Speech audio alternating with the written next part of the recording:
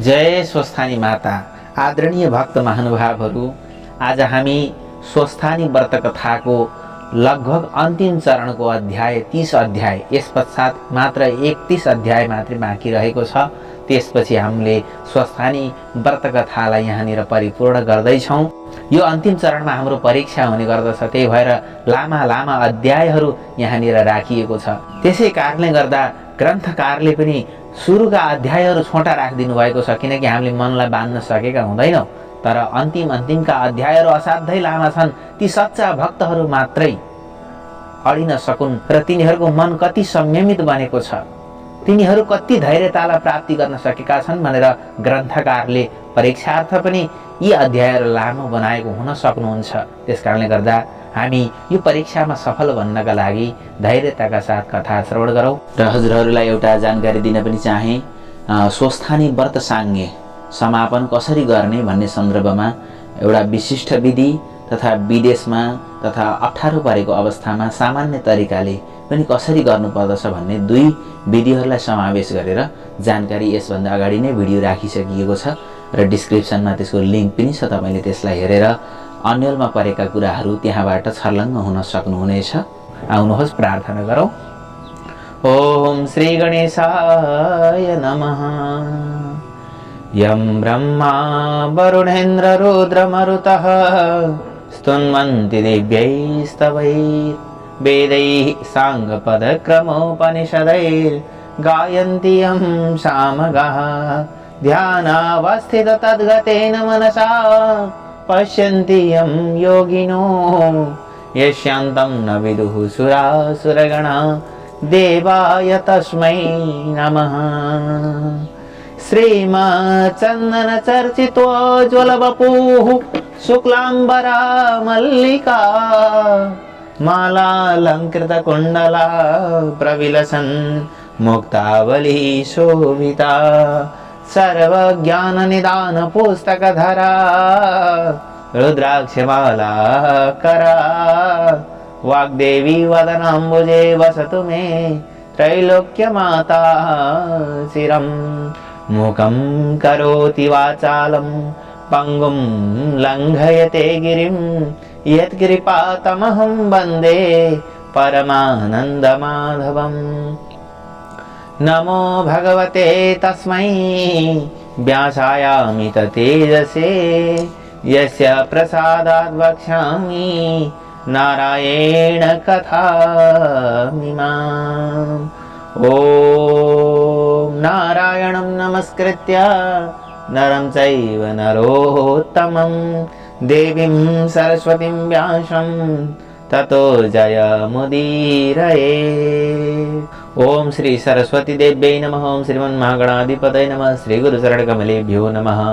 आवैत पूजित देवी देवताभ्यो नमो नमः। उनै शिवजी को नाकको माला बाको छाला चन्द्रमाको टिको। उनै शिवजी को नाकको माला बाको छाला चन्द्रमाको टिको। उनै शिवजी को नाकको माला बाको छाला चन्द्रमाको टिको। बोले स्वस्थानी माता की जय। अथ 300 अध्यायः। काञ्चन मालिनी उपाख्यान। हे कुमारजी, हजुरका मुखारविन्दबाट हिजो मैले सुलोचनाको सकल वृत्तान्त भली भाँति सुने। उनी जन्मैदेखि पुण्यात्मा थिइन्। हुन सक्छ उनी उनको पहिलेका जन्महरूदेखि नै नारायणको तपस्या गर्दै आएकी हुँदै हुन्। पूर्व जुनीहरूको अभ्यासको संस्कारले नै यस जन्ममा पनि नारायणको तपस्यामा तल्लीन हुन सकेकी होलिन्। किनकि ब्रह्माले शिवले चाहिँ यसै जन्ममा मात्रै लाभ हुने अस्थायी वर नारायणले दिनुहुन्न। उहाँले त तपस्या पूरा भएपछि मात्रै काम पुर्याएर चिरस्थायी अविनाशी मुक्ति पद मात्रै वर दिनुहुन्छ र उहाँको तपस्यामा लागेको व्यक्तिले त्यो तपस्या जन्म जन्मान्तर भए पनि पूरा गर्नै पर्छ। नगरेसम्म त्यो अधुरो तपस्या पूरा गराउनका लागि त्यस साधकलाई सांसारिक विषय वासनाबाट हटाई त्यसमा नअल्मल्याई विरक्त्याउन विष्णु सूरजनालाई जस्तै परिस्थिति पारिदिनुहुन्छ रे। पूर्व जन्मका तपस्याका अभ्यासको लर्को त्यो तपस्या नटुङ्गिएसम्म हरेक जन्ममा पछि लागिरहेको हुन्छ भन्ने कुरो हो शास्त्रहरूले कहेका छन्। सुलोचनाको पनि त्यस्तै परिस्थिति हुँदो हो र त्यस जन्ममा पुरा गरिन् होली। यसमा के आश्चर्य छ र भन्ने तर्क वितर्कले हिजो मलाई रातभरि नै पटक्क निद्रा परेन, छटपटी रहेँ। तसर्थ पूर्व जन्महरूको धर्मको संस्कार पनि पटक्कै नरहेका, यस जन्ममा पनि उग्र अति निन्दे पापै पाप गरेका भयंकर पापीजन पनि उमेर ढल्केपछि बाँकी जीवनभर ती दुई प्रख्यात त्रिवेणी मध्ये कुनै एकमा रही नियमपूर्वक नित्य त्रिवेणी स्नान, मकर स्नान, स्वस्थानीको व्रत पूजा गर्ने जनहरू ती उसमा त्यस्ता उग्र पापहरूबाट छुटेका छन् कि छैनन्? छुटेका छन् भने त्यस्तो घोर पापबाट को छुटेका छन्? अन्तमा ती कस्ता कस्ता भएका छन्, कहाँ कहाँ बास पाएका छन्? आज मलाई यही कुरो सुन्नको प्रबल इच्छा जागेको छ। ती मध्ये एउटाको कथा मात्र आज सुनाउनुहोस् भनी अगस्त्य मुनिले बिन्ती गर्दा कुमारजी आज्ञा गर्नुहुन्छ। हे अगस्त्य मुनि, सुलोचनाको त्यो अद्भुत दिव्य कथा तिमीले हिजो सुनिसक्यौ। अब आज तिमीलाई म काञ्चन मालिनी नामकी एउटी श्रेष्ठ अप्सराको अत्यन्त राम्रो कथा सुनाउँछु। सावधान भएर सुन। यो चलिरहेको पद्मकल्पको 28औं चौघडी भन्दा 2 चौघडी पहिलेको त्रेतायुगमा गन्धर्व नगरमा जन्मिएकी अत्यन्तै राम्री काञ्चन मालिनी नामकी अप्सरा सूर्य चन्द्र पृथ्वी यी तीनै मकर राशिमा रहेकाले कुम्भ योग परेको माघ महिनाको माघे औँसीका दिन प्रयागमा गंगा यमुना सरस्वती मिलेको संगम स्थल त्रिवेणीमा सचैन मकर स्नान गरेर त्यतिकै चिसै लुगाले आकाशमा उडेर कैलाशमा गइरहेकी थिई।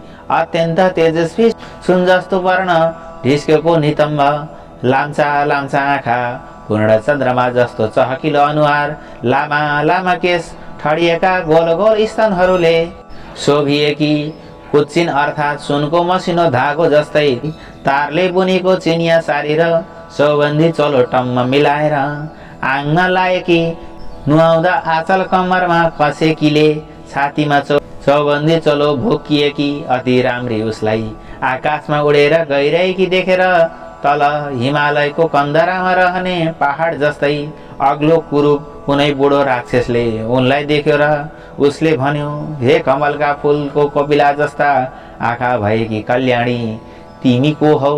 तिमी कहाँबाट आइरहेकी छौ? तिम्रा लुगा किन चिसै छन्? तिम्रो चोल्ठो किन भिजेको छ? हे सुन्दरी, कहाँबाट आएकी हौ? तिमीमा यो उड्ने शक्ति कसरी प्राप्त भयो? अनि हे कल्याणी, कुन पुण्यले तिम्रो यो शरीर त्यति तेजिलो भएको हो? यो यस्तो अत्यन्तै राम्रो मनोहर रूप कसरी भयो? हे सुलोचने, राम्रा आँखा भारी, तिम्रो चिसो लुगाबाट मेरो टाउकोमा झरेको पानीको थोपाले हे भद्रे सधैँ क्रूर रहने मेरो मन एकाएक शान्त भयो। यो जलको छिटाको यस्तो महिमा के हो? यो कुरो मलाई भेली विस्तार लाएर वर्णन गर, किनकि मलाई तिमी अत्यन्त शीलवती लागिरहेकी छौ। यसकारण तिम्रो आकृति गुणहीन हुन सक्दैन। त्यस राक्षसको यस्तो कुरो सुनेपछि आफ्नो उडान रोकेर त्यो अप्सरा काञ्चन मालिनीले भन्न थाली, हे राक्षस सुन, म आफ्नो इच्छा अनुसार रूप धारण गर्न सक्ने काञ्चन मालिनी नाम गरेकी अप्सरा हुँ। अहिले म प्रयागबाट आइरहेकी छु।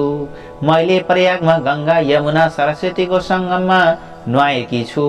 त्यसै हुनाले मेरो केश र वस्त्र भिजेकै छ। हे राक्षस, यतिखेर पर्वतहरूमा अति उत्तम कैलाश पर्वतमा गइरहेकी छु। वहाँ सुर असुर अर्थात् देव दानवले भक्तिपूर्वक पूजा गरिने पार्वतीपति महादेव हुनुहुन्छ। हे राक्षस, प्रयागको त्रिवेणीको जलको प्रभावले तेरो दुष्टता हटेको हो।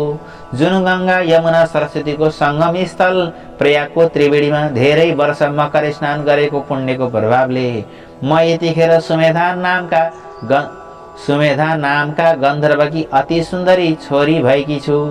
अब म त त्यो सबै कुरो तिमीलाई बेली विस्तार लाएर कहन्छु, तिमी मन लाएर सुन। यस पद्मकल्पको 26औं चौघडीको त्रेतायुगमा म अजनाथ देश अर्थात् अचेलको भारतवर्षमा रहेकी कलिङ्ग देशको कलिङ्गाधिपति राजाकी परिजसी सुन्दरी रखौटी यवनीबाट जन्मेकी हुनाले रूप र सुन्दरताले शोभिएकी अनि आफ्ना सुन्दरताका मतले घमण्डिएकी परम सुन्दरी नामकी वेश्या थिइन्।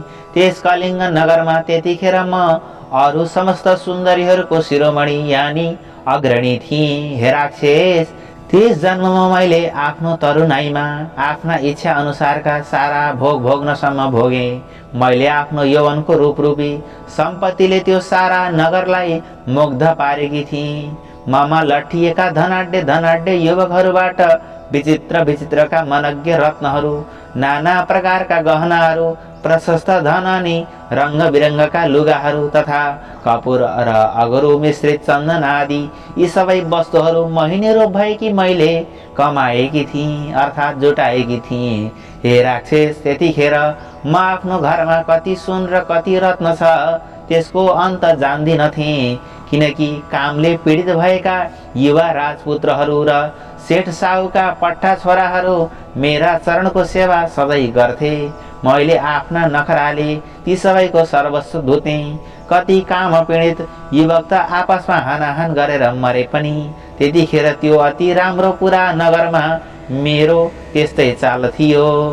परन्तु जब मेरो दन्दनाउँदो उमेर ढल्कियो र युवकहरूले ओहिरो ओहिरिन ओर्लाउँदै गयो, तब मेरो मन विरक्तिदै सोच गर्न लाग्यो। हरे शिव, मैले जवानीमा न त सत्पात्रमा दान दिएँ, न मैले कुनै यज्ञ आदि हवन गरेँ वा गराएँ, न त मैले कुनै मन्त्रको नै अनुष्ठान गरेँ, न त मैले कुनै व्रत नै नियमपूर्वक गरेँ, न त मैले धर्म अर्थ काम मोक्ष दिने भगवानको आराधना गरेँ, न त मैले दुर्गति नाश गर्ने दुर्गा देवीको पूजा नै गरेँ।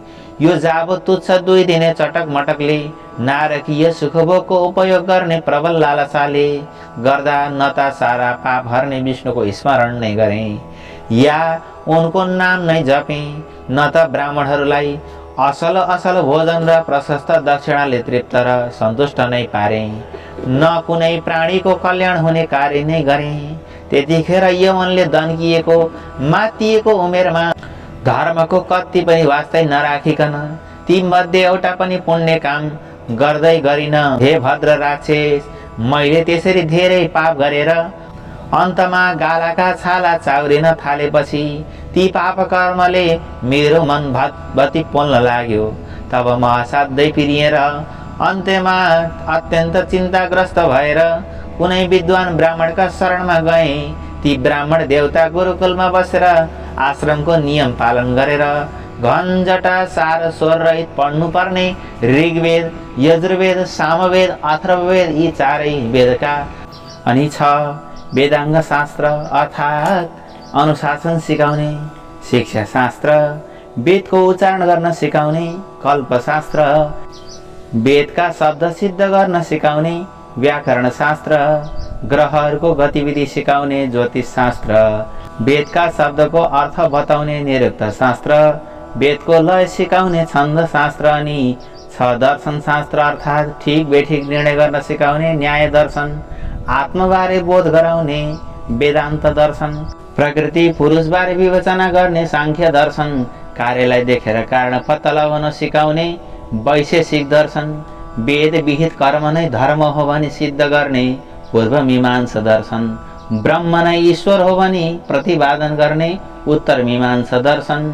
यी 6 दर्शन र चित्तवृत्तिलाई रोकेर चित्तलाई एउटै वस्तुमा अडाइराख्न सिकाउने योग दर्शनका 8 अङ्ग यानी इन्द्रियका पछि मन नदौडाउनु नै यम, पवित्रतापूर्वक दैनिक सदाचारमा रहनु नै नियम, पद्मासन आदिमा बस्नु सिक्नु नै आसन, श्वास प्रश्वास क्रिया गर्न सिक्नु नै प्राणायाम, इन्द्रियका वेगलाई रोक्नु नै प्रत्याहार, सूर्यको तेजमा मात्रै मनको एकाग्रता हुनु नै ध्यान, सुनेको कुरो यथार्थ बुझ्नु नै धारणा, प्राणलाई ब्रह्माण्डमा पुर्याई उही राखी भएको अविचल स्थिति नै समाधि। यी विद्याका ज्ञाता अर्थात् जान्ने तथा गाउँ बस्तीका विद्यालय, महाविद्यालय, विश्वविद्यालयहरूमा पढाउने व्यावहारिक 14 विद्या र 64 कला विद्याका पारङ्गत अनि लघु सिद्धान्त कौमुदीको उपयोगी गुरुवार्थ नामको छर्लङ्गे अर्थ लेखिदिएर संस्कृत पढ्न प्रारम्भ गरेका छात्रहरू र त्यो पढाउने गुरुहरूका श्रद्धा पात्र भएका, त्यस्तै अष्टसिद्धिका ज्ञाता अर्थात् हात्तीलाई भुसुनो बनाउने अडिमा सिद्धि, भुसुनोलाई हात्ती बनाउने महिमा सिद्धि, मुसोलाई हात्ती जस्तै गरुङ्गो बनाउने गरिमा सिद्धि, मुसो जस्तै हलुको बनाउने लघिमा सिद्धि, नपाइने वस्तु पाउन सक्ने प्राप्ति सिद्धि, थोरैलाई धेरै बनाउने प्राकाम्य सिद्धि, स्वयं शासक बन्न सक्ने ईशिता सिद्धि र कसैलाई पनि वशमा गराउन सक्ने वशिता सिद्धिकन साधनद्वारा साधेका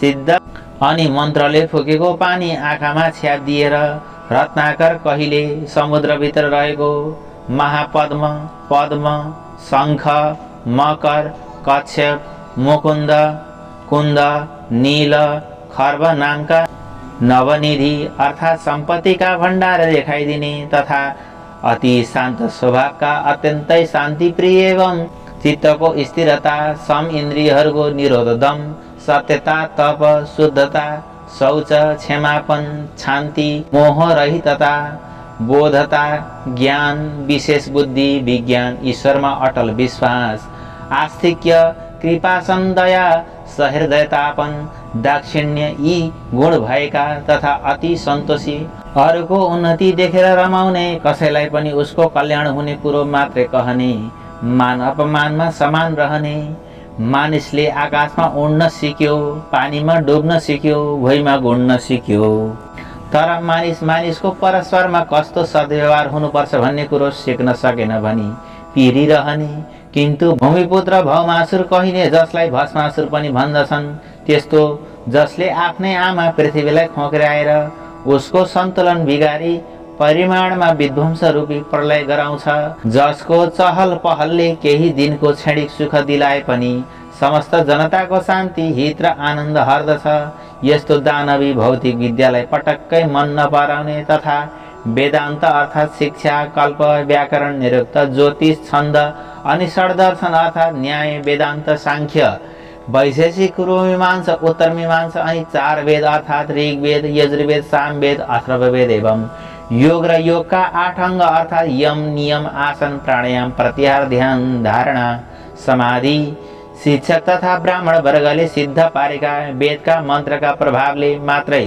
चुरमुर्याउन सकिने, अरू कुनै शक्तिले पनि नजितिने, अझै दानवहरू र जलवा थलले सूर्यबाट संग्रह गरेर आफूभित्र धारण गरेको वडवाग्नि नामको बिजुलीलाई प्रयोगमा ल्याई कतिपय काममा जोताई पैसा कमाउने तथा विध्वंसकारी बाटोमा लम्कने दानवी शक्तिकारहरूलाई र तिनका उत्पादित शक्तिलाई निरन्तर ध्रुव ताराको दृष्टि परिरहने हुनाले आर्यवर्त कहिने आफ्ना पुण्य भूमिमा हिमालय र विन्ध्याचलको बीचको भूमिमा र त्यस भूमिमाथिको पुरै आकाशमा हिम्कनै नदिने तथा आफ्ना पुर्खाले आफ्ना उत्तराधिकारी सन्तान ब्राह्मण वर्गलाई मात्र ती मन्त्र सिद्ध गर्ने शक्ति थाती छाडेर गएका वेदका मन्त्रहरूलाई सिद्ध पार्न आफ्ना शिष्यहरूलाई उक्साइरहने अनि तिनको बुद्धि तिर्खनालाई गायत्री जपको महिमा बताइरहने, फेरि पृथ्वी, जल, तेज, वायु, आकाशको सामूहिक शक्ति समूह नै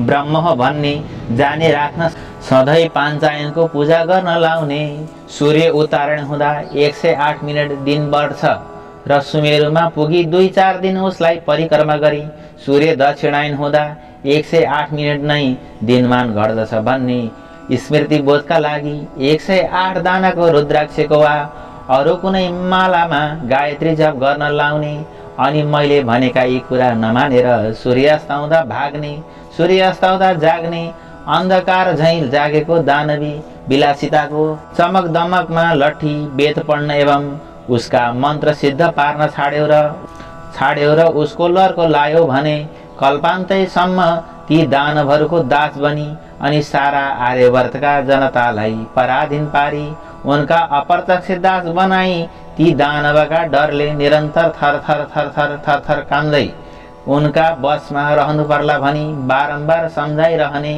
यदि तिमीहरूले आफ्नो ब्राह्मणत्वको त्रिकालदर्शी जगतै कमाउने शक्तिलाई थामी राख्न सक्यौ भने कुनै पनि अरू शक्तिले तिमीहरूलाई केही नाप्न सक्दैन। न त शोषकहरूले शोषण नै गर्न सक्छन्, न त शोषण गर्ने आवश्यकता नै पर्छ। बाहिरी प्रबल शक्तिको डरन नभएपछि शासकहरू पनि ढुक्कसँग शासन गर्छन्। बाबु हो, जब ब्राह्मण वर्गले आफ्नो धर्म छाड्दछन् तब देश भाँडिन्छ। जबसम्म ब्राह्मण वर्गले आफ्नो धर्म थामी राख्न सक्छन् तबसम्म देशमा सुख शान्ति बनिरहन्छ भनी आफ्ना शिष्यहरूलाई सम्झाइ बुझाइरहने ती राजनीतिका खग्गु, धर्मशास्त्रका खप्पिस अनि तन्त्र मन्त्र जन्त्र टुना टोड्का जादु चटक झार फुक धामी झाँक्री ओखती मोलो गर्नमा निपुण अर्थात् गणेशजीको मन्त्र विधिपूर्वक जपी सिद्ध पारी सिद्धि प्राप्त गरेकाले सदा कल्याणकारी सकल भारतीय अध्यात्म विद्यामा धुरन्धर, किन्तु प्रारम्भमा सुखकारी भए पनि परिणाममा जगत विध्वंसकारी विकसित भौतिक विज्ञानका कट्टर विरोधी तथा सधैँ जल थल नभमै शान्ति नै शान्ति चाहने एकदेव उपाध्याय नाम गरेका ती नैष्ठिक ब्राह्मण त्यसै राज्यका राजा अर्थात् मेरै बाबुका राजगुरु थिए।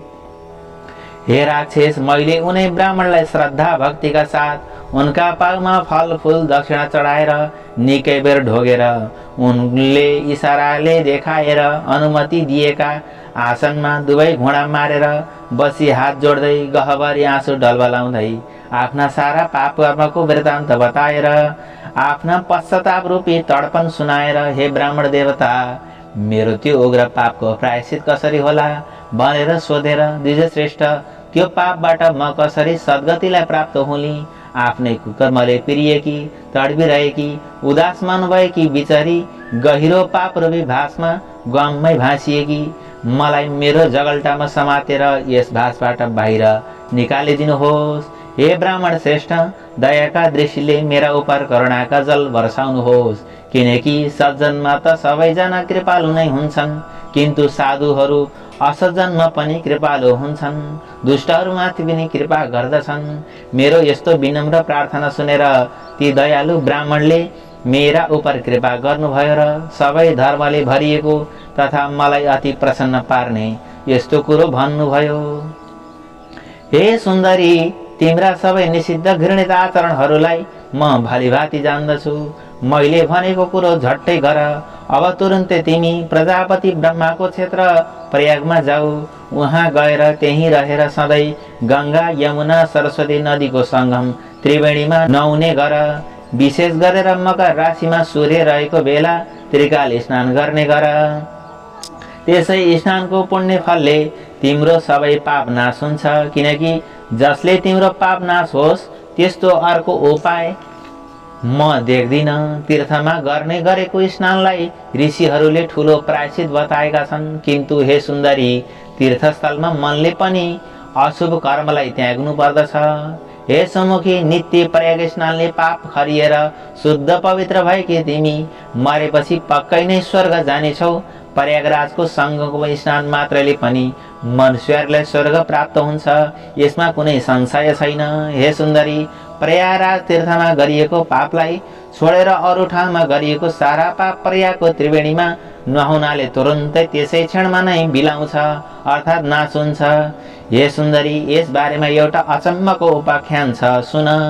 उहिले कुनै समयमा गौतम मुनिकी पत्नीलाई देखेर कामरूप शत्रुको वशमा परेको गुप्त कामक इन्द्रले गौतमकै रूप धारण गरेर उनलाई सुटुक्क भोग गरे। तब ऋषि पत्नी गमन गर्ने इन्द्रलाई उस स्त्री के सामने त्यस उग्र पापले उत्तिखेरै फल दिलायो। तब त्यस स्त्रीका पतिको श्रापको शक्तिले इन्द्रको शरीर 1000 योनिले चिन्हित भएको कुरूप निन्दित लाज मर्नुको हुँदो भयो। तब मुन्टो निहुराएर देवराज इन्द्र त्यहाँबाट निस्किए अनि चारैतिर तिरस्कृत निन्दित उनले आफूले गरेको त्यो घृणित कर्मलाई निन्दा गर्न थालेर मेरु पर्वतको टाकुरामा रहेको 100 योजन अर्थात् 400 कोस फराकिलो पानीले टम्म भरिएको राताचुच्च हुने सेता न सेता बडे बडे राजहंसहरूले शोभिएको कर्याङ कुरुङका लामले तोरणिएको रङ बिरङ्गका कमलका फुलहरू फक्रिएको विशाल तलाउको जलमा जलाउको हिमजलमा उम्रिएको कमलको कपिलाकमा लुकेर बसे। त्यसै कमलमा बसेर आफूलाई तथा आफ्नै शरीरमा रहेको महान शत्रु कामदेवलाई निन्दा गर्न थाले। जुन कामले मुन्ट्याउँदा ठुला जन पनि लोकमा निन्दित भएर आखिरमा नरकमा जाकिन्छन्। कामचेष्टाले उत्पन्न भएको त्यो पाप वासना जो छ सुआयो कृति यस धर्म तथा धैर्यलाई सत्यनाश पारिदिन्छ। अनेक आपत्तिहरूको निश्चित स्थान भएको त्यो दुराचारी कामदेवलाई धिक्कार छ। आफ्नै देहमा रहेको कहिले बसमा नरहने, कहिले सन्तुष्ट नहुने, कहिले नअगाउने अति असन्तोषी प्राणी मात्रको विकट शत्रु कामदेवलाई धिक्कार छ। हे सुन्दरी, यस्ता प्रकारले कमल रूपी सदन यानी घरमा लुकेर बसेका इन्द्रले सोचिरहेको बेलामा उता स्वर्गबाट इन्द्र नभएर स्वर्गको शोभा नै रहेन र त्यसपछि गन्धर्व सहित लोकपाल सहित किन्नरहरू सहित देवताहरू सची इन्द्राणीका साथमा आएर सबैले देवगुरु बृहस्पतिलाई सोधे, हे भगवान, हामीहरू देवताका राजा इन्द्रका बारेमा पटक्कै केही जान्दैनौँ। उहाँ कहाँ रहनु भएको छ, कहाँ जानुभयो? अब हामीहरू आफ्ना राजालाई कहाँ खोजौँ? जसरी घरमा सुपुत्र नभएर धनधान्य र गुणै गुणले भरिएको पनि कुलको शोभा हुँदैन, त्यसै गरी देवगणका साथमा इन्द्र नभइकन स्वर्ग शोभिएको छैन। हे गुरु, जे गर्दा स्वर्गलोकको शोभा बढ्छ चाँडै नै त्यस्तो उपाय गरिबक्सनुहोस्। हे गुरु, स्वर्गलाई शोभाले युक्त स्वामी भएको पारिदिई बक्सनुहोस्। यस काममा ढिलो गर्नु योग्य छैन भन्ने तिनीहरूको कुरो सुनेर गुरु बृहस्पतिले उनीहरूलाई भन्नुभयो, आफूले गरेका अपराधको लाजले लज्जित भएर इन्द्र जहाँ बसेका छन् त्यो कुरो म जान्दछु। व्यभिचारले सहसा गरेका कामको फल अहिले इन्द्र भोगिरहेका छन्। जो जनले नीतिको त्याग गर्दछन् ती जनले बडे दुःखको भोग गर्नु पर्दछ। आश्चर्य छ कि राजाको मदले उन्मत्त भएको पुरुष गर्ने नगर्ने कामको विचारै गर्दैनन्। आफूलाई नै नाश गर्नेवाला अनेक प्रत्यक्ष वा अप्रत्यक्ष निन्दित काम गर्दछन्। दुर्भाग्यले बुद्धि मासिएका मूर्खहरू मात्रै यस्तो निन्दित काम गर्दछन्, जुन अपराध गर्नाले यहाँ उहाँ पनि जन्म निष्फल हुन्छ। हे सुरगण हो, अब हामी त्यहाँ जाउँ जहाँ ती इन्द्र लुकेर बसेका छन्। गुरु बृहस्पतिले यस्तो भनेपछि बृहस्पतिलाई नै अघि लाएर गएका सबै देवताहरू त्यस आश्रमबाट निक्लेर उस तलाउमा पुगेपछि त्यो फराक सरोवरमा सुन जस्ता सुन्दर कमलको वन देखे अनि दिलमा उब्जिएर जस्तो प्रार्थना गर्दा इन्द्रलाई विश्वास पर्छ त्यस्तै स्तुति गरे। तब गुरुको बुझाइले इन्द्र कमल कोषबाट बाहिर निक्ले। त्यतिखेर उनको मुख निन्याउरो मलिन थियो, शरीर विरूप थियो, लाजले मरिएका उनका आँखा निहुरेका थिए। अनि इन्द्रले ती आफूभन्दा जेठा गुरुको दुवै पाउ पक्रेर, हे गुरु, मलाई रक्षा गर्नुहोस्, त्यस पापको नाश हुने अर्थात् त्यस पापबाट पार पाउने उपाय बताइ बक्सनुहोस् भनी बिन्ती गरे। तब देवराज इन्द्रको यस्तो विनम्र वचन सुनेर गुरु ब्राह्मण बृहस्पतिले भन्नुभयो, हे देवेन्द्र, यस पापको नाश हुने उपाय म बताउँछु, सुन। यदि प्रयागमा गएर गंगा जमुना सरस्वतीको संगम स्थल त्रिवेणीमा झमझम ती 108 डोबलको मारे गरेर माघे औँसीका दिन नुहायौ भने मात्रै पनि यस क्षणमा तुरुन्तै यस पापबाट तिमी छोड्दछौ। हे देवराज, हिँड, तिम्रा साथैमा सबै वहाँ जाउँ भन्ने आफ्ना गुरुको आज्ञा सुनेपछि आफ्ना गुरु र आएका देवगणहरूका साथै इन्द्र आकाश मार्गले माघे औँसीका दिन प्रयागमा पुगे अनि गंगा यमुना सरस्वतीको संगम स्थल त्रिवेणीमा 108 डुबुल्की लाएर नुहाए। तुरुन्तै उनी आफ्ना पापहरूबाट मुक्त भए यानी छुटे। अनि अत्यन्त प्रसन्न भएका देवगुरुले उनलाई वर दिनुभयो, हे निष्पाप इन्द्र, प्रयागमा कुम्भ स्नान मात्र गर्नाले तिम्रो पाप नाश भयो। हे इन्द्र, अब सब पाप नासिएका तिम्रा यी 1000 योनिका बदला मेरो कृपाले अहिले तिम्रै 1000 दिव्य दृष्टि हुन् भनेर वर दिनुभयो। त त्यति नै खेर ब्राह्मणका वरले सतीपति इन्द्र पनि जसरी मानव सरोवर हजारौं कमलले शोभिएको छ त्यसै गरी अरूले नदेखिने दिव्य 1000 आँखाले शोभिए। त्यसपछि सबै देवताहरूले र ऋषिहरूले पुजिएका तथा गन्धर्वहरूले स्तुति गान गरिएका छँदा ती इन्द्र आफ्नो अमरावती नगरीमा गए। हे सुन्दरी, त्यस्ता प्रकारले प्रयागको त्रिवेणीमा मागे औँसीमा नहुनाले त्यो पापी इन्द्र तुरुन्तै पाप सखा भएका भए। हे सुन्दरी, यस्ता प्रकारले प्रयागको त्रिवेणीमा मागे औँसीमा नहुनाले त्यस्तो पापी इन्द्र तुरुन्तै पाप सखा भएका भए। त्यसकारण हे कल्याणी, आफ्नो उग्र पाप नाश गर्न चाहने हे सुन्दरी, अब तिमी तुरुन्तै आफ्नो समस्त पापको विनाश गर्नका लागि तथा अचल स्वर्ग वा कैलाशवास प्राप्तिका लागि त्यो देवताहरूले पनि सेवा गरिएको प्रयागको त्रिवेणीको सङ्गममा जाऊ र आज पौष शुक्ल एकादशी हो। आजको 5 दिनमा पौष शुक्ल पूर्णिमा आउँछ। त्यस दिनदेखि नै प्रातः क्रिया सकी हात गोडाका नङ काटी त्रिवेणीमा नुहाई धुवाई शुद्ध पवित्र भई हविष्य वस्तु मात्र दिनहुँ एक छाक खाई त्यहाँका तीर्थ पुरोहितलाई सोधी उनले भने वा अराय बमोजिम गरी नियमपूर्वक त्रिवेणीमा त्रिकाल स्नान गरी सौभाग्य दिने, सौभाग्य बढाउने, पाप सखाप गराउने, स्वर्गवास दिलाउने स्वस्थानी देवीको व्रत बसी माघ शुक्ल पूर्णिमाका दिन देवीको उद्यापन पूजा सक्ने गरी उसै बीचमा नै मकर राशिमा सूर्य सरेको दिन परे। माघे संक्रान्तिदेखि फाल्गुन संक्रान्ति नलागेसम्मका दिनहरूमा त्रिवेणीमा माघ स्नान अर्थात् मकर स्नान श्रद्धा भक्तिपूर्वक ओम नमो भगवते वासुदेवाय यो मन्त्र जप गर्ने गर।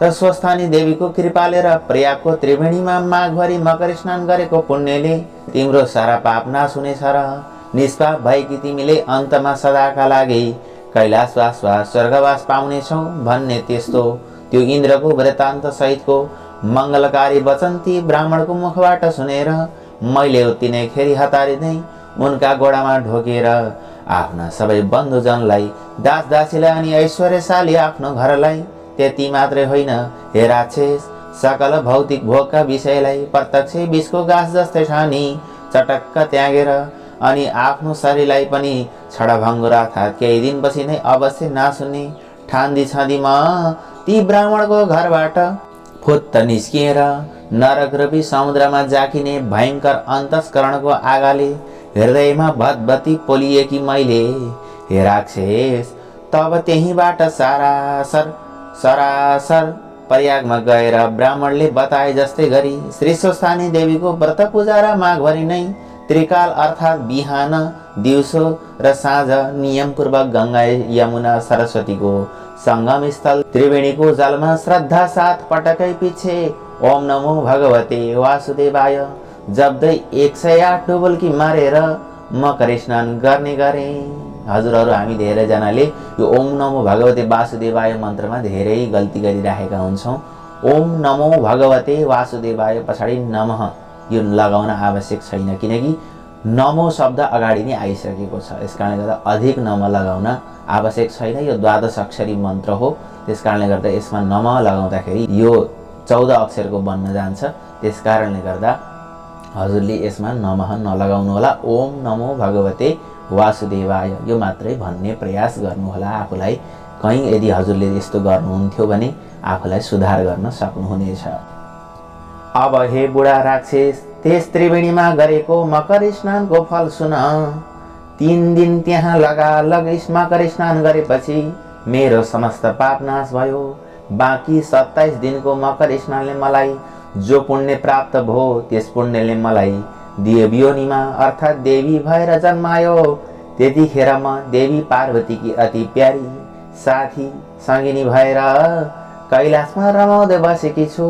त्यसै प्रयागको मकर स्नानको प्रभावले नै मलाई यस्तो यो पूर्वजन्मको जाति स्मरण अर्थात् म पूर्वजन्ममा के थिएँ भन्ने ज्ञान, इच्छा अनुसारको रूप बदल्न सक्ने शक्ति, यो खेचरी यानी आकाशमा उड्नेर उही अड्ने गति, राजगुरुमा भएको जति ज्ञान थियो ती विविध विद्याको ज्ञान र यो कैलाशको मलाई वास प्राप्त भएको छ। त्यसैले प्रयागको मकर स्नानको महिमा सम्झेर प्रत्येक माघमा प्रयागमा मकर स्नान गर्न म प्रयाग जाने गरेकी छु। अब कैलाश पुगेर पार्वतीका साथै स्वस्थानी देवीको पूजा गर्छु। हे राक्षस, मैले मात्र होइन जसले पनि मैले जस्तै गरी त्रिवेणीकै तटमा बसेर स्वस्थानी देवीको व्रत पूजा र मकर स्नान गर्दछन् ती सबैले पनि स्वर्गलोक वा कैलाश लोकको वास पाउँछन्। यति आफ्नो पूर्व चरित्रको वृत्तान्त बखानेर फेरि काञ्चन मालिनीले भनिन्, हे राक्षस, आश्चर्यचकित भएका तिमीले मलाई जो सोध्यौ त्यो मैले तिम्रो प्रसन्नताका लागि आफ्ना घटेका सबै घटना सुनाए। अब तिमीले पनि आफ्नो प्रसन्नताका लागि आफ्नो पूर्व चरित्र मलाई श्रवण गराऊ। कुन कर्मले तिमी अति विरूप र यति डरलाग्दा भएर जन्मिएका छौ? दारी जुगा बढाएका, ठुला बडा बडा दारा भएका, मान्छेको मासु खाने भएर किन यो पहाडको गुफामा रहन्छौ भनेर सोधिन् त। तब त्यो राक्षस भन्न थाल्यो, सज्जन जनप्रिय वस्तु दिन्छन् र गुह्य कुरो लिन्छन्, प्रेमपूर्वक बोल्छन् र सोद्धछन्। हे भद्रे, हे कल्याणी, पराईको कल्याण चाहने, पराईको कल्याण गर्नेवाली ती सबै कुरा तिमीमा रहेका छन्।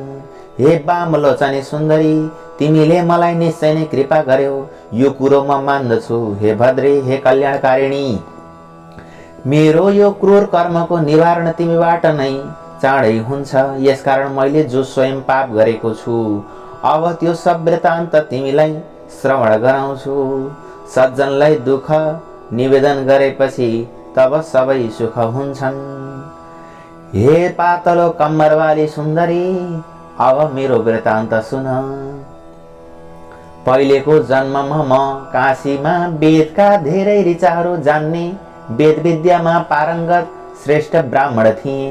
ठुलो निर्मल कुलमा मेरो जन्म भएको थियो। हे सुन्दरी, त्यतिखेर मैले दुराचारी राजाहरूले, शूद्रहरूले अनि वैश्यहरूले गरेका डरलाग्दा निन्दित दानका वस्तुहरू पनि काशीमा बसेर दान लिएँ।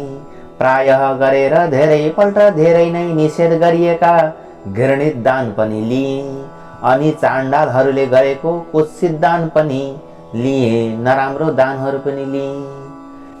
कुनै प्रकारको दान लिनलाई म पछि सरिन, यहाँसम्म कि किसानहरूले बजारमा किन्नै पर्ने तर पसलेले 100 किनेको वस्तुलाई करै करको भारी बोकाएर 300 किसानलाई बेच्ने, अनि किसानले उब्जाएको खाद्यान्न वा खाद्य वस्तु किन्दा चाहिँ शक्ति घट्दी धुलाई कोठी कुसित नगर प्रवेश कर कटाई 100 को उसको माललाई 60 किनिली समस्त किसानलाई कङ्ग्रङ्ग्याई। उत्तम खेती, मध्यम व्यापार, अधम चाकरी भन्ने बृहस्पतिको नीतिलाई पलक्क पल्टाई उत्तम चाकरी, मध्यम व्यापार, अधम खेती बनाउने शुक्राचार्यको नीतिलाई अँगालेर राक्षस नीतिलाई अमालेर किसानहरूलाई हलनटट्टु बनाउने अनि साधु सज्जनहरूलाई सताउने तत्कालीन हल्लुडबाज हुल्याडाहरूको पार्टीवादी सरकारको पार्टी शासकले धाक देखाउन गरिएको यो किसान सोसिएको पापले मुछिएको द्रव्य दान लिन पनि पछि परिन र दान लिएर पनि फुर्किन छाडिन, तथा अरू पनि म लोभीले त्यहाँ कति हो कति अनेक पाप गरे। जहाँ मैले नगरेको पाप कर्म छ त्यो छैन होला। हे सुन्दरी, मैले त्यस पुण्य क्षेत्रमा गरेका अरू पाप कर्म पनि सुन। त्यस अभिमुक्त वाराणसी जहाँ जन्मेपछि मुक्ति प्राप्ति गरिन्छ, अर्थात् वरुणा र असी नदीको बीचको क्षेत्रमा गरिएको एक रत्ती पनि जो पाप छ त्यो पाप त मेरु पर्वतको समान ठुलो हुन्छ, त्यति धेरै बढेर जान्छ। त्यहाँ गरेको पुण्य पनि त्यस्तै हुन्छ, त्यहाँ गरेको पाप पनि त्यस्तै हुन्छ। मैले उस जन्ममा कति पनि धर्मको सञ्चय गरिन। हे सुन्दरी, तब त्यसरी त्यहाँ धेरै समय बितेपछि म उही नै मरे। अभिमुक्त वाराणसीको प्रभावले म नरक गइन, अर्थात् जो वाराणसीमा जन्मेको छ त्यसलाई नरक जानु पर्दैन। अभिमुक्त क्षेत्रमा मरेको कोही पनि पापी नरकमा जाँदैन, किन्तु अभिमुक्त क्षेत्रमा गरिएको कुनै पनि पाप वज्र समान दृढ रही ननासिने हुन्छ, त्यहाँ गरेको पाप पनि नासिन्न। त्यसै वज्रले पापको प्रभावले हिमालय पर्वतमा भयानक अतिशय दुष्ट पापी राक्षस भएर मेरो जन्म भएको हो। यो भन्दा पहिले 2 पल्ट गिद्ध, 3 पल्ट बाघ, 2 पल्ट सर्प, 1 पल्ट लाटो कोसेरो भएर जन्मिएको थिएँ। त्यसपछि 9 पल्ट सुँगुर पनि भएँ। हे भामिनी, हे सुन्दरी, मेरो यो राक्षसको जन्म 10वां जन्म हो। नाना प्रकारका योनिमा जन्मदै मेरा हजारौं वर्ष बितिसके। हे भद्रे, हे कल्याणकारिणी, यो दुःख समुद्रबाट मेरो उद्धार हुने कुनै उपाय छैन। हे शुभ्रो, सुन्दर आँखी भुवाली, यहाँ वरिपरि 3 योजन अर्थात् 12 कोससम्मको भूमि मैले जन्तुहीन गराइसकेको छु। यहाँका जीवजन्तु सबै मैले खाएँ। हे शुभ्रो, मैले धेरै नै निरपराधी जीवहरूको पनि नाश गरेको छु। त्यस दुष्कर्मले मेरो मन निरन्तर जलिरहन्छ। राक्षस त हुँ, के गरौँ? त्यस दुष्कर्मले मेरो निरन्तर मन पोलिरहन्छ। तिम्रो यो दर्शन रूपी अमृतले सेचिएको, सिञ्चित गरिएको मेरो मन अहिले एकदम शीतल भएको छ। तीर्थहरूको शुभ फल त कुनै समयमा गएर फल्छ, तर सज्जनहरूको समागम अर्थात् सज्जन मान्छे साधुजनहरूसँग भेट ता तुरुन्तै फल्दछ, तुरुन्तै फलित हुन्छ। हे शुभ्रो, यसै उसले बुद्धिमानहरू सत्सङ्गतिको प्रशंसा गर्दछन्। मेरो मनमा भएको यो आफ्नो सबै दुःख तिमीलाई बताएँ। हे शुभ्रो, यस्तो कोही बिरला कोटी नै सज्जन होला जसलाई अरूको दुःख सुनेर आफ्नो अन्तरात्मा खिन्न नहोस्। यस बारेमा उचित कुरो तिमी स्वयं जान्दछौ। यसकारण अब यसभन्दा परतिर म केही भन्दिन। हे हर हमेशा यस दुःख सागरबाट कसरी पार पाउँछु भन्ने कुरो सोचिरहन्छु। सज्जनहरूको समागम सबैको उपकार गर्ने हुन्छ। के क्षीर समुद्र केवल हाँसलाई मात्र दुध दिन्छ र के बकुल्लालाई दिँदैन? तब कुमारजीले भन्नुभयो, हे अगस्त्य मुनि, त्यस राक्षसको त्यस्ता वचन सुनेर दयाले हृदय पग्लिएकी काञ्चन मालिनीले धर्मको दानमा मती गरेर अर्थात् धर्म दिने विचारले भनिन्, हे राक्षस, तिमीलाई म अवश्य उद्धार गर्नेछु।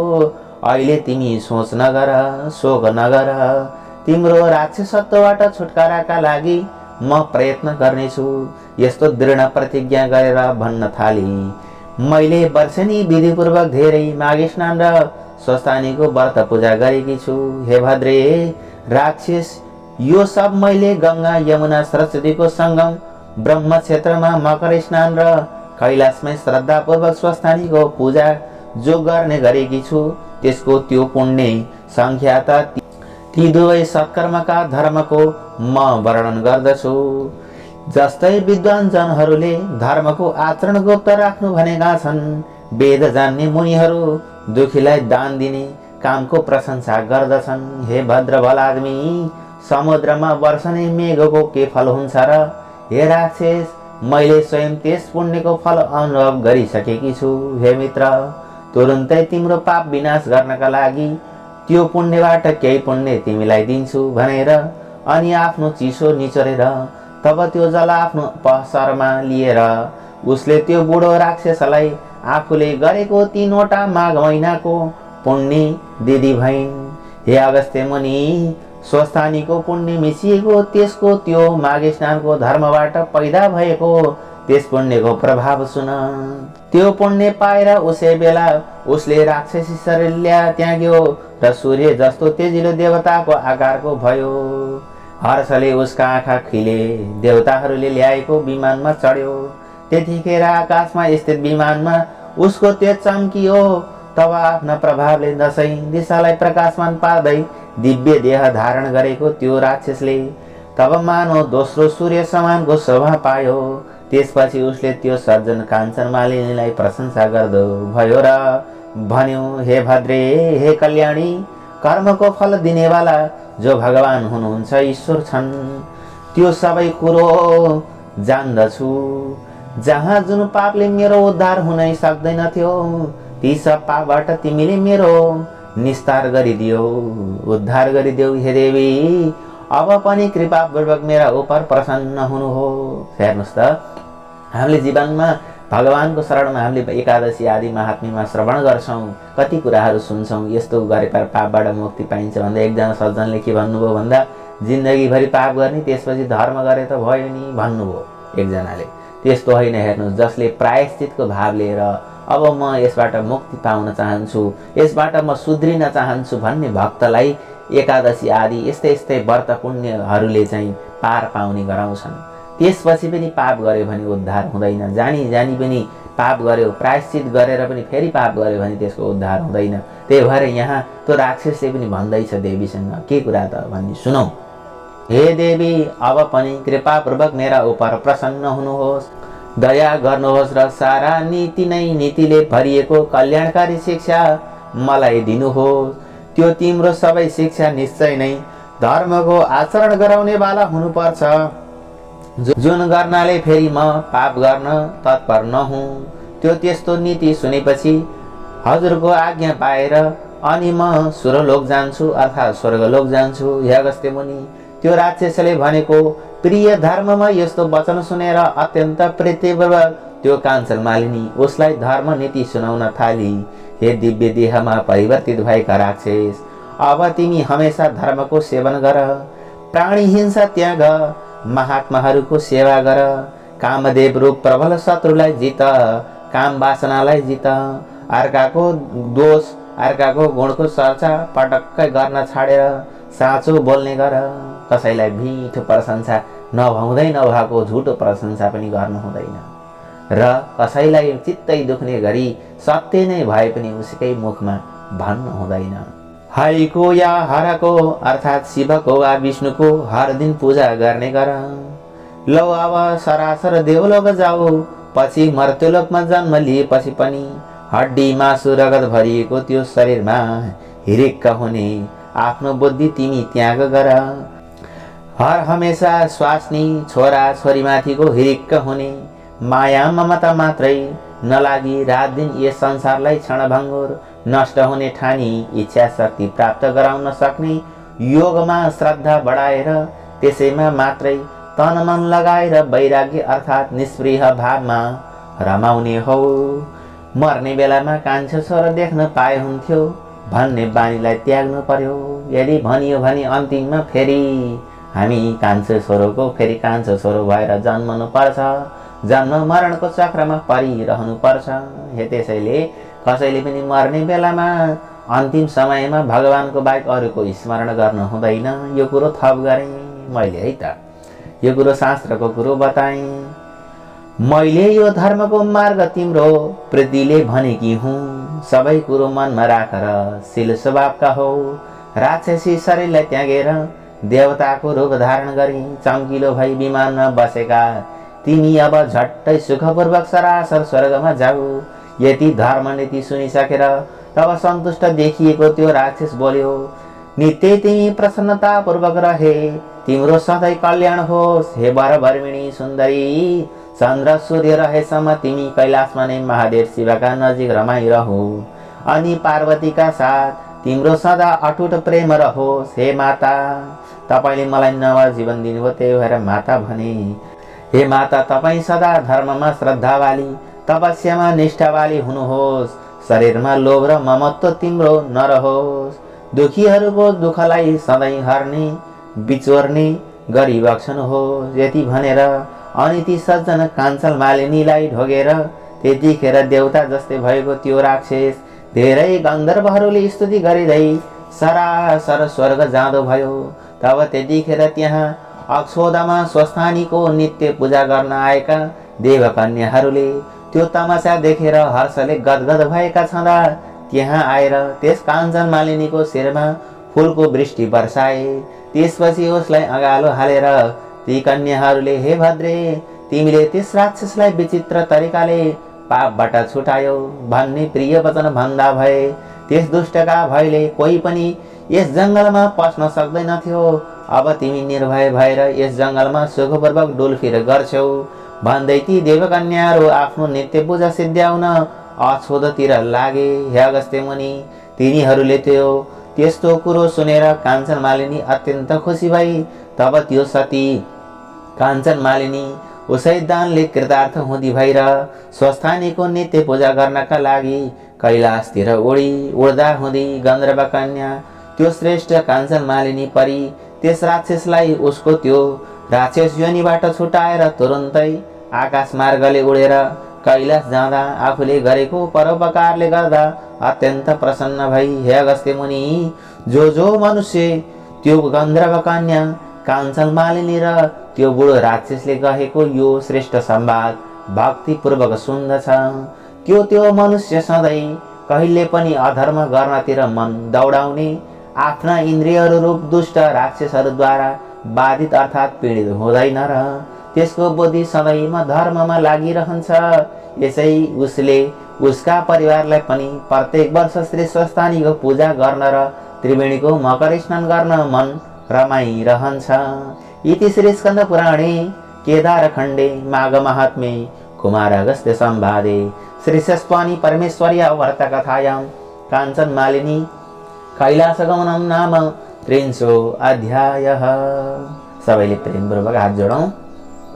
उपनयतु मङ्गलं वा सकल जगन्मङ्गलालयः श्रीमान् दिनकर किरण निबोधित नवनलिन दल निवेक्षण कृष्ण काले वर्षतु पर्जन्यः पृथिवी सस्यशालिनी देशोऽयं क्षोभरहितो ब्राह्मणः सन्तु निर्भयाः अपुत्रः पुत्रिणः सन्तु पुत्रिणः सन्तु पौत्रिणः निर्धना सदना सन्तु जीवन्तु शरदां शतं तत्रैव गंगा यमुना च तत्र गोदावरी सिन्धु सरस्वती च तीर्थानि सर्वाणि वसन्ति तत्र यत्राच्युतोदार कथा प्रसंगा या कुन्देन्दुसारहार धवला या शुभ्रवस्त्रावृता या वीणावरदण्डमण्डितकरा या श्वेत पद्मासना या ब्रह्माच्युत शंकर प्रभृतिर्देवैः सदा वन्दिता सा मां पातु सरस्वती भगवती निशेष जाड्यापहा। ॐ कायेन वाचा मनसेन्द्रियैर्वा बुद्ध्यात्मना वा प्रकृतिस्वभावात् करोमि अद्य सकलं परस्मै नारायणायेति समर्पयामि।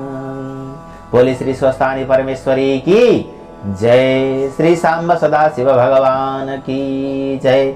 श्री कांचन मालिनी सती की जय। श्री पार्वती आमा की जय। स्वस्थानी भगवती परमेश्वरी की जय। धैर्य पूर्वक आजसम्म कथा सुन्ने धैर्य मूर्ति समस्त भक्तजनहरू की जय। निरन्तर रूपमा एक दिन पनि नछुटाई भगवती को कथा सुन्ने समस्त श्रोतागणहरू की जय। नसुन्ने श्रोताहरूको पनि जय। राष्ट्रदेव पशुपतिनाथ भगवान को जय। ओम नमो पार्वती पदये हर हर हर हर महादेव शंभो। दुख हर रोग हर कष्ट हर आपत्ति हर हर हर महादेव शंभो। आदरणीय भक्त महानुभावहरू, जसले लामो भइकन पनि हजुरहरूले अत्यन्त धैर्यतापूर्वक अन्तिमसम्म कथाहरू श्रवण गर्नुभएको छ, आफ्नो मनलाई संयमित बनाउनु भएको छ। यो संयमताले हजुरहरूलाई उच्च आध्यात्मिक उपलब्धि जीवनमा प्राप्ति होस् भन्ने कामना गर्दै अझै यस्तै लामो एउटा अध्याय 31औं अध्याय हामीले भोलि श्रवण गर्नेछौँ। आजसम्म धैर्यतापूर्वक आफूलाई बाँध्नु भएको छ, श्रद्धापूर्वक पुरा सुन्नु भएको छ। भोलि पनि एक दिन हामी स्वस्थानी कथालाई अत्यन्त धैर्यताका साथ श्रवण गर्नेछौँ भन्दै हामीसँग आज पहिलो पटक जोडिनु भएको थियो भने कृपया सब्स्क्राइब गरेर हामीसँग जोडिनुहोला भन्दै म धर्मराज अर्याल पनि बिदा लिन्छु। जय जय स्वस्थानी आमा।